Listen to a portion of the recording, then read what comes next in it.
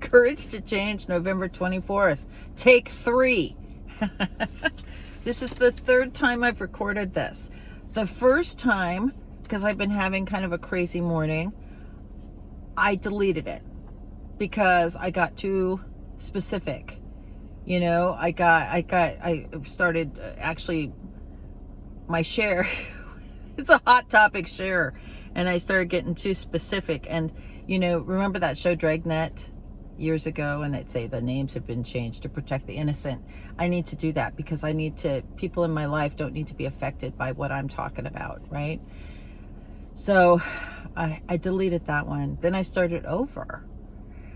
And someone called me.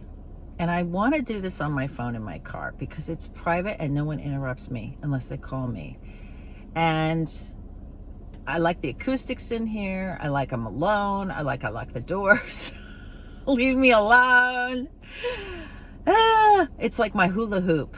My car is like my hula hoop. I like it. I do. I like to be in my car. That's why I record in my car most of the time. But anyway, someone called and interrupted me. So I'm going to start over again, and I'm going to have patience and tolerance. And I'm going to probably be a little on point because I'm aggravated. I am forever looking at friends and strangers and making little improvements. She'd look much more attractive if only, or he'd be a lot easier to deal with if only.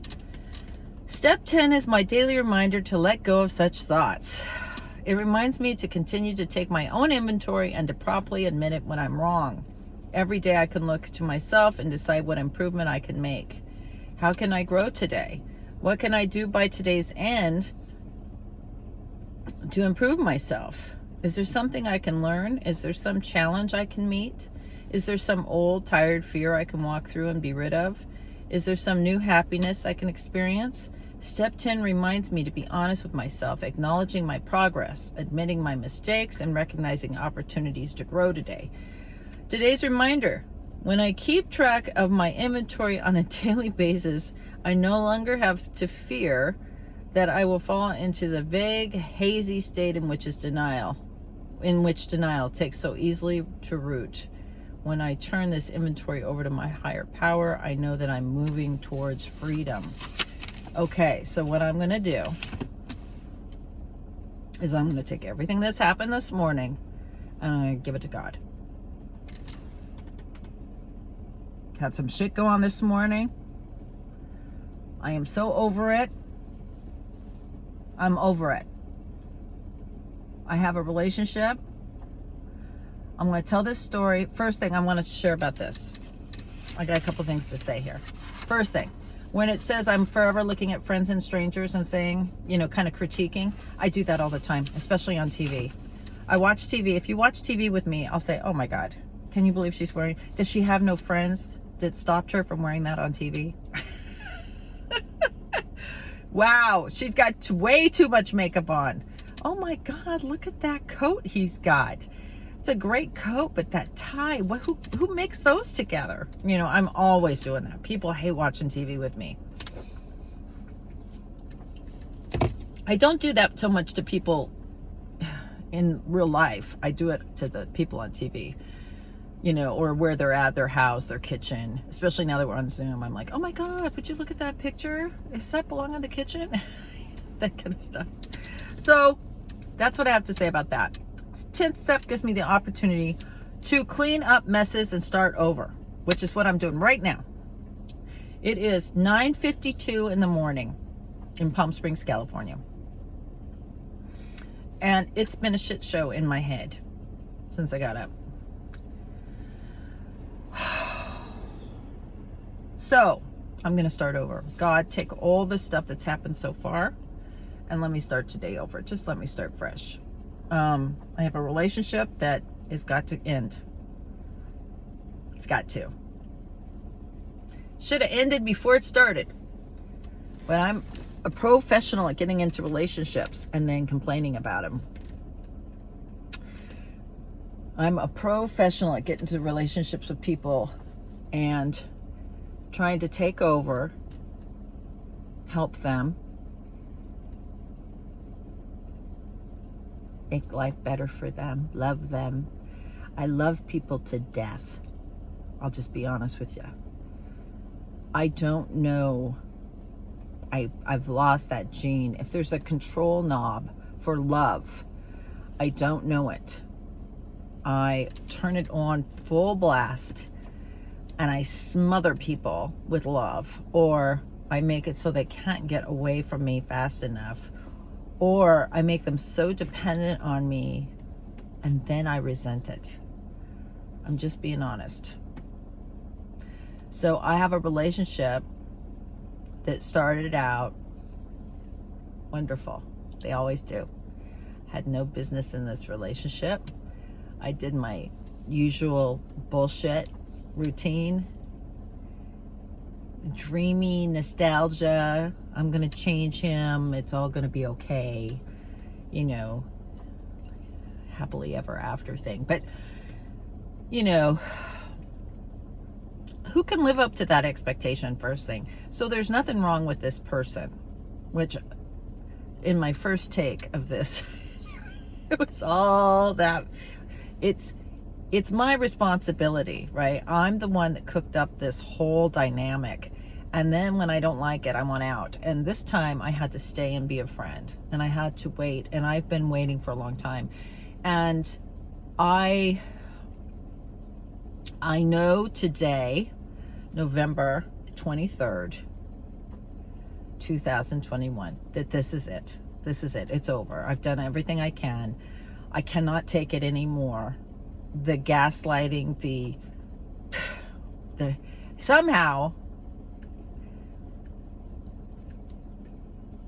this has got terribly wrong. So I'm just going to give it to God, but I am done meddling with it. I cannot do it anymore. I am tired of, you know, it's hard to be in someone else's hula hoop, right? It's equally as hard to get out of their hula hoop, and it's very hard to stay out of their hula hoop and then take the rebuttal because you left the fucking hula hoop, right? So I'm not saying any of this is easy, but I don't have any other way. I am not going to continue to live like that. Now I'm going to explain it to you. I'm sure you know what I mean. I am not going to do it anymore. And I have a story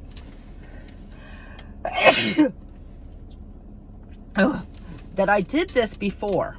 That was just a sneeze. It's not, not sick. 15 years ago, I did something similar. Not to this extent, but I did something similar, and I called my friend, my mentor, and I said to him, you know what, I think I've made a terrible mistake again. I need to get out of this. What am I going to do? And he goes, well, you can't just get out of it. You've got someone else involved now. You know, you've got to you got to ask God for some help here and see what you're supposed to learn. And, don't make rash moves. You're a good rash move, And why don't you just ask God for some help and ask him to show you exactly what you need to do. And if you need to leave, he will make it very, very clear when it's time to go. And so I did that, and I prayed, and I kept thinking, is this the time? Is this something happened where you're like, maybe God's telling me this is the time? And so I said to him, how do I know it's the time? I think the time came and went. He goes, no, you'll know. Just keep praying and growing spiritually. And so I did, and it was about a year. And then one day, something happened. And I knew, this is it. It's almost like I heard God's voice in my head. This is it. This is it. This is enough. And any repercussions you have from getting out of this can't be any worse than what you're going through right now. So that was it. And there were repercussions, and it took me a year or two to get out of that thing. it was a mess. And that's the way relationships are sometimes, right? Especially the ones I stir up. So I learned a lot from that, but not enough that I didn't do it again.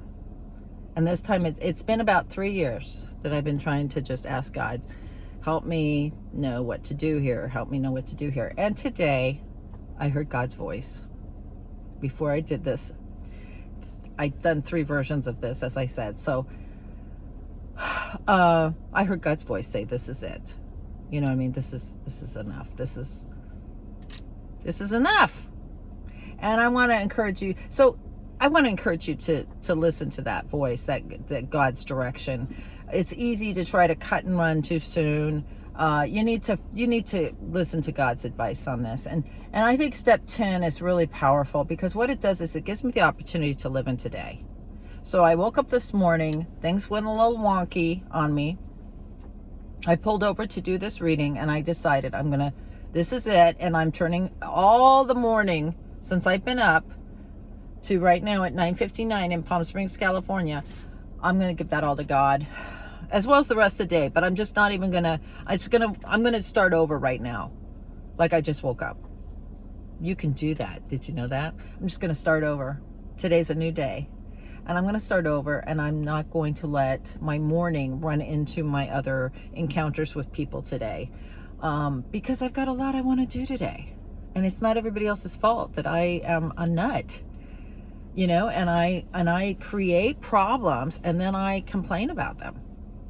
I mean, really, it's the truth. I learned that in my steps. You know what I mean? Every single thing that I'm angry, resentful, fearful, I'm a participant in that. I am the common denominator, right? My reactions to life are poor. So I don't like to react that much unless God is running the show. So I feel better. Because this is it. You know, this is my only life I have. I don't have like another go around. And this relationship has done what it's supposed to do. I've learned what I'm supposed to learn. I love this person very much, always will. Love has nothing to do with it, but my spiritual growth does. And it does not provide me with the growth and serenity that I want in my life. And this person will do better without me, believe it or not. Like I said, smother people to death with love and good intentions. And then they end up resenting me. And then I'm a victim. And it's the same thing all the time. I have to get in my hula hoop and stay there and let everyone else have their own hula hoop. And I never want to be the bad guy. So I always try to ease out real sweet and soft. And sometimes you just have to let the door slam behind you. You have to just be done. I will apologize for my behavior if I've done something wrong, but then that's it. That is the word for the day for me today, is that's it. That's it. I heard God whisper it in my ear. That's it. So thanks for listening. I'm not sure if you even got anything about that, anything out of that, but I needed to talk it out. Thanks.